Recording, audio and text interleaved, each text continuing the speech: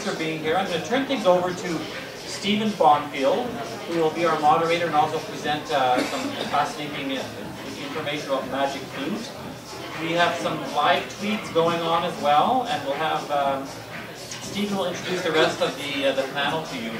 If you've been with us before, Stephan Bonfield is a familiar face, and we're very happy he's here today. Drove in from Calgary just for this, so thank you so much, Stephen. We really appreciate that. Vast background in music history, masters in musicology, moved over to the Faculty of Medicine, is now a research associate in completing his Master of Science in Neuroscience. So lots of experience and a vast wealth of knowledge. I really appreciate you being here today to help lead us off, so they're all yours. I'm going to tell you how great the opera is, of course, but also to just maybe go into a little bit of what Mozart was aiming for with Magic Flute, why we listen to it, and why we find it remarkable. There is a tendency to just look at Magic Flute and start at the top with it and say, I listen to Magic Flute because it's Mozart. This is a profoundly good reason, because really it is incredibly, absolutely very, very difficult to be satiated by this music. You really want to hear it again and again, and there's many reasons for that. And that's where I think I wanted to focus tonight. And I also wanted to talk just a little bit in that focus about some of the underlying symbolism that exists in this opera, which I think many people are aware of. But it's good also to cover this familiar ground, because it also helps us to understand some of the compositional impetus for this work. So first of all, Magic Flute is Mozart's last opera. Of course, he doesn't know that it's his last opera. He's in the middle of trying to make a tremendous living.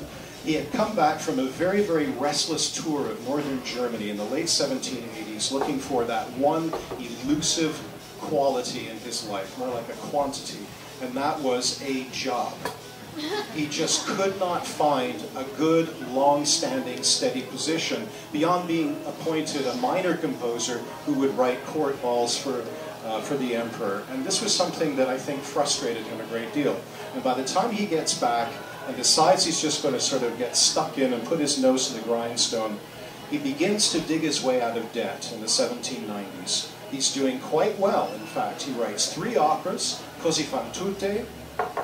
He also writes a great coronation opera, which of course is La Clemenza di Tito for the Bohemian court. And at the same time, he is co-composing this remarkable work, this interesting, fun piece called The Magic Flute. And this is a work that has been commissioned, in part, by his good friend and Freemason brother, Emanuel Schikaneder. They were very good friends, they got along quite well, contrary to the strangulation scene that we see in Amadeus, where Schikaneder's just ready to crucify him because he hasn't written anything down yet.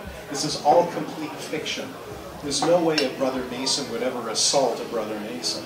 But even more to the point, we see Mozart really working, in a way, just a little too hard at this point in his life. I don't know of a time where he co-composed 2 operas. So this is really quite remarkable, given that both are masterpieces, and both are in particularly, what's interesting, the absolute opposite, diametrically opposed genres from one another that you could ever imagine. One is an opera seria, a very traditional, old-fashioned, serious-style opera that is written almost down the line, like anything else that you would have imagined that would come out of, say, 50 years earlier from Vienna or Italy or anywhere else. In fact, it was really, at this time, an utterly dying genre, and yet he commissioned, I should say, he committed to this really quite profoundly. And then at the same time, he decides to write an opera in German. And this is really his second full-length opera in German for Vienna, at any rate. I'm not counting Schauspieldirektor, which is a really great little one-actor that you've got to check out. It's about the impresario who goes mad with 2 divas who keep on telling him what to do. But in Magic Flute, we actually have this very, very esoteric, out there, interesting subject that they decide they're going to write an opera about virtue, about the Masonic virtues. And what might those be? Well, of course, they're always the same, aren't they? There's loyalty, and there's a sense of patience, a sense of rising to the occasion, and even bluntly in Act 1 being told, Kurz sei ein Mann. So briefly, how do you ascend to a situation to be manly? Just be a man. just face the situation that you are coming to. So this ends up being sort of the centerpiece turnaround moment of Act 1 of what it means to actually have virtue in any instance. Act 2 is less about Tamino and his trials, and we think more about Pamina and, of course, what she has to face being separated from Tamino, and the furthest lengths that she must go to lead her prospective husband through the trials of fire and water and to success at the end. So that's really the very, very quick summary of this opera. I think just about everybody here, I'm assuming, knows this work and has heard this work to a great extent. So how did Mozart decide to compositionally treat this piece? Well, utterly unlike anything else I think that he had ever written. His first German opera, Abduction from the Seraglio, was an interesting work because it made reference to, of course, a lot of, well, difficult subjects, which the court was going to find, true to the movie Amadeus, a little sensitive, such as rescuing somebody from what appears to be a Turkish harem. And this, of course, presents some issues that today, when we look at trying to stage Seraglio, make us really sort of pause and think, how far do we take this comedy? And what does this mean in terms of a slave trade? But when we get to Magic Flute, it gets even more sensitive. And by the time we hit 1990, and the 200th anniversary in 1991 of this opera, there were many who were calling into question the inherent sexism of the work. Namely, that when such lines such as, a woman told you that, the speaker says? Well, women, you know, they don't do much and they talk a lot. And so this sort of thing, when you actually put in all of the original dialogue to this opera, just infuriated the audiences in Germany and also in Vienna. In Berlin, when the dialogue was originally restored with all of its sexist content, there was profound cascading boos that came from all over the theater. But by the same token, that's really what we need to hear. We need to hear that sort of thing, and we need to confront it just for what it is, and try and understand, perhaps, that maybe Mozart is trying to tell us something. And maybe that something that he's trying to tell us is not a sexist message at all. Perhaps it is exactly what Mozart loved to do in Marriage of Figaro, Don Giovanni, Così fan tutte, and now in Magic Flute. And that is to have the men just dig their elbow into the women's sides when these little lines come out. And then when the men get their comeuppance later in the opera, the women dig their elbow in the sides of the men. This is Mozart at his best, when he's actually confronting basic human relations at a level that actually can absorb all of us. That's what makes this the most interesting opera, I think, of all of the operas that he writes in Vienna. Because at this point, after having collaborated with Lorenzo da Ponte on 3 brilliant Italian operas, he's now actually going to go after one of his favorite topics at a more, I would say, earthy level. And that is the level of what makes a successful relationship. What allows a man and a woman to fall in love? What are the virtues of what makes love, and so much so, the conjugality of it, so interesting and such a complete draw to us in our humanity? And Mozart's solution, of course, is always going to be this level of virtue that in his Freemasonry brotherhood, he's going to want to pull us into all the time. And so what better language to do that in but in his own native language, where he can tell the story in the most basic people's theater way and method possible. This is a piece that premiered in the Volkstheater, the People's Theater, literally. It was a small, little theater. It wasn't a really, really big, glorious edifice at all. And this is, of course, where German plays took place. And one of the features of German Singspiels, or these singing plays that we come to know, is that they were really a lot more played than they were sung. They're not quite what we imagine them to be. They were plays that had music break out in the middle of them. So they weren't really actually operas that had a little bit of spoken dialogue. It was more the other way around. What Mozart does is he elevates the Singspiel to a new level with Magic Flute. He makes the music work in such a way that it's not just meager entertainment. It's not just a folk tune here and a little idea there.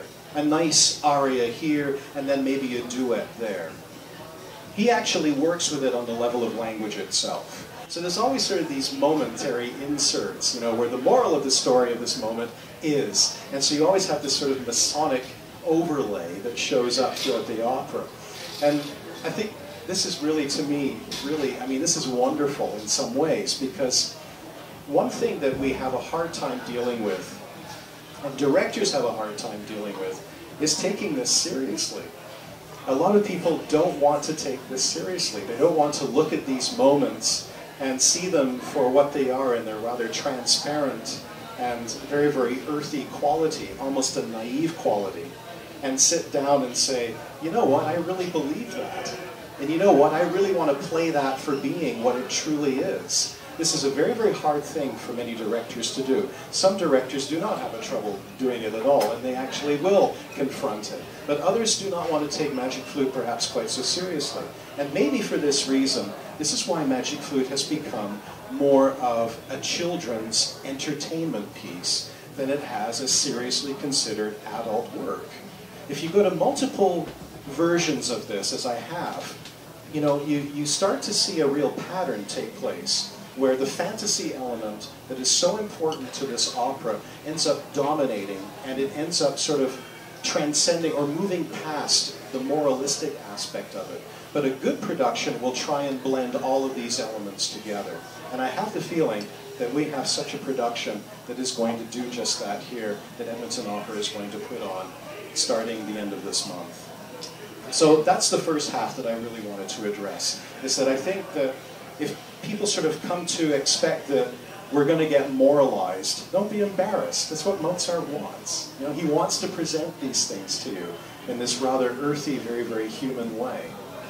And of course, one of the ways that he can make that work is by just simply being his compositional self. And what is that? What makes Mozart, as a great composer, great in a way that is so unique, so beyond a different, like a very different stripe of Haydn, or a very, very different version of Boccherini, or any of the other great composers of the time, like Cannabich, or Van Hal, or Duschek, or all these wonderful composers who were wandering the landscape in the 1780s and 90s. There is something infectious about Mozart, number one, in his rhythms, and the fact that they change fairly quickly and fairly often over the course of a page of score. And number two, and maybe the most important, Mozart is uncanny at being able to write multiple melodies, one after the other, not just from one aria to the next, to the next, to the next, but within the same piece. This is unbelievable. 5 minutes of Mozart is really worth 5 minutes of nearly just about anybody else who ever wrote music, because it is so concentrated and so remarkably saturated with an incredible end-on-end invention. That quality of what comes next, the what comes next-ness in a piece, was owned entirely by Mozart. There was nobody who really could master that quite as well until we get to Stravinsky, who always knew what rhythm to make happen after the other, like in Rite of Spring. But what Mozart does so profoundly well, not just in the quintet, but in multiple other sections of his opera, is that he just keeps changing rapidly on you. Melody after melody, new idea, and then the strings come in with a new idea, and then the oboe has a beautiful idea next, and then suddenly the texture changes once more. He's always fitting the German text almost as if it's speech-like, so natural to the language, to the instruments, and so much more so in an earthy way that it has the most direct kind of communication possible. So this is very different from the current opera, or the opera he was working on concurrently, which was, of course, La Clemenza di Tito. Right the way opposite. You couldn't imagine more opposite worlds.